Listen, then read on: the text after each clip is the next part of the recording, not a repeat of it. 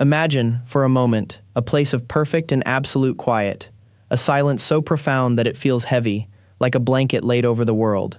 We seek it in remote forests, in hushed libraries, on snowy mountaintops. But what if we actually found it? What does true silence actually sound like? To understand this, we first need to understand what sound is. It isn't a thing, but an event, a disturbance. When a tree falls, it pushes against the air particles around it, creating a wave of pressure that travels outwards, like ripples in a pond. These waves journey through the air, into our ears, and our brain interprets this vibration as the crash of a falling tree. Sound is, essentially, the story of motion told through a medium. It requires three things: a source of vibration, a medium for that vibration to travel through, and a receiver to detect it. Our world is saturated with all three: the hum of electricity in the walls, the whisper of wind, the distant rumble of traffic. These are the constant, subtle vibrations of a world in motion. Even the quietest natural place on Earth isn't truly silent. In the vast stillness of the Atacama Desert or the frozen heart of Antarctica, there is always the sound of the planet itself.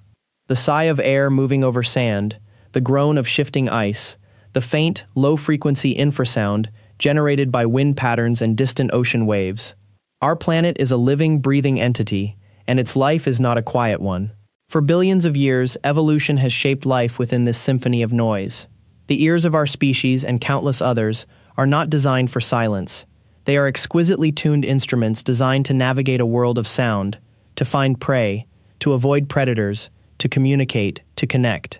Our sense of hearing is a tool for survival, and it is always listening. So, if nature cannot provide perfect silence, humanity has tried to engineer it. This brings us to a strange and fascinating place, the anechoic chamber. The name means no echo. These are rooms designed to be the quietest places on Earth. Inside, every single surface, the walls, the ceiling, the floor, is covered in deep, angular wedges of sound-absorbing foam. When a sound wave hits one of these surfaces, it doesn't bounce back. It gets trapped in the geometric maze of the foam, and its energy dissipates as a tiny amount of heat. The floor is a mesh trampoline suspended above more of these wedges, so that even your footsteps are swallowed whole. The quietest of these rooms, located at Microsoft's headquarters in Washington, holds the world record. The background noise level inside has been measured at negative 20.6 decibels.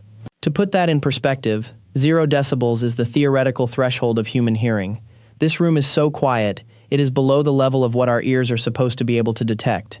It is a place where sound goes to die. But what if you were to step inside? You close the heavy, bank vault-like door, and the chaotic noise of the outside world is instantly severed. The silence is immediate and absolute. It's a physical sensation. You can feel the lack of pressure on your eardrums. For a moment, it is peaceful. But then, something strange begins to happen. You start to hear things. At first, it's a faint, high-pitched hiss. You might think it's the room's electronics, but it isn't. It turns out, you are hearing the sound of your own nervous system, the electrical firing of neurons that create the landscape of your consciousness. After a few more moments, a low, rhythmic thumping begins to fill the void.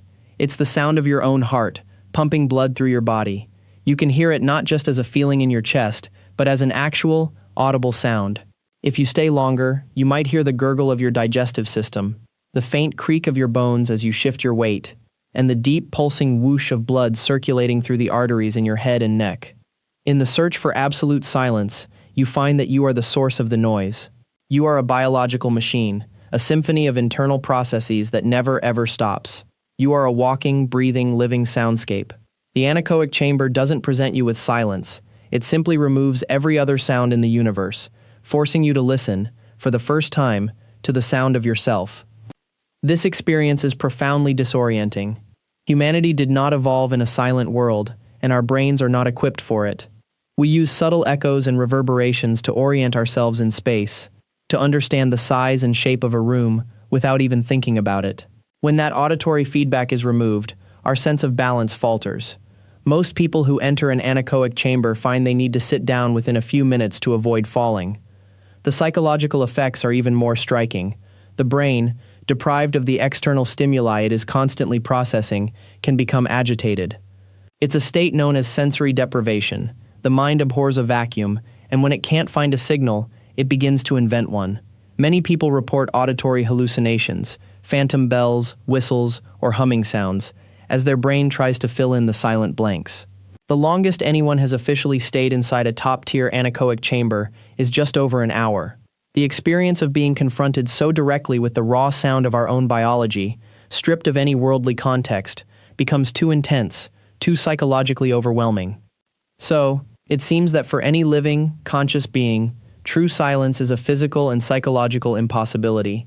As long as you are alive, you are making sound. But what if we could leave our noisy biology behind? What if we could experience a place without any medium for sound to travel at all? This takes us to the vast emptiness of space. The famous tagline from the movie Alien was right. In space, no one can hear you scream. The reason is simple. Space is a near-perfect vacuum. There are so few particles, so few atoms per cubic meter, that there is no medium to carry a pressure wave. A cosmic explosion, a collision of asteroids, the detonation of a star billions of times more powerful than any bomb made by humanity. All of these events occur in total, complete silence, from the perspective of a human ear. In the vacuum of space, the first two requirements for sound, a source and a medium, are separated. There are infinite sources, but no medium to carry their story. This is the closest we can get to a true, physical silence. And yet, the universe is not quiet. It is just speaking a language our ears cannot understand. While sound waves cannot travel through a vacuum, electromagnetic waves can. Radio waves, microwaves, X-rays, and visible light all journey across the cosmos, carrying immense amounts of information. For the last century, humanity has been building new kinds of ears to listen to them, radio telescopes. And when we point these telescopes at the silent void, we find it is shouting at us. We can detect the faint, ever-present hiss of the cosmic microwave background radiation. This is the oldest light in the universe, the afterglow of the Big Bang itself, an echo of creation, stretched over 13.8 billion years into the microwave spectrum. Scientists can convert this radiation into sound, and it sounds like the static of an untuned television, the sound of the universe being born. We can listen to pulsars, the incredibly dense spinning remnants of dead stars. They emit beams of radio waves that sweep across the cosmos like a lighthouse. When converted to sound, they become a perfectly rhythmic, percussive beat, the universe's most precise drummers. We can hear the whistlers and choruses created by plasma waves in the magnetospheres of planets like Jupiter and Saturn, interacting with the solar wind. They sound ethereal, like strange bird songs or alien choirs. It's not sound in the traditional sense, but it is a symphony of information, a complex and beautiful narrative written in the language of radiation. So, what does this all mean? Our search for silence leads us on a profound journey of discovery. We begin by seeking an escape from the noise of the world, only to find that we can never escape the sound of ourselves. Our very existence, our consciousness, is woven from the fabric of biological noise. It turns out that to be alive is to be a source of sound. And when we look for that impossible silence in the vacuum of space, we find not an absence, but a different kind of presence. We find a universe that is not empty, but filled with the echoes of its own violent and beautiful evolution. We find a cosmos overflowing with stories, waiting for an instrument sensitive enough to listen. Ultimately, silence may not be an absence of sound at all. Perhaps it's just a threshold. It is the point where the noise of the external world fades away, allowing us to finally hear the quieter, more fundamental frequencies of existence. It is the canvas upon which we can perceive the delicate sound of our own life and the vast, ancient music of the universe itself. The silence we seek is not empty, it's just full of things we're not used to hearing. If you enjoyed this exploration, consider subscribing to continue the journey with us.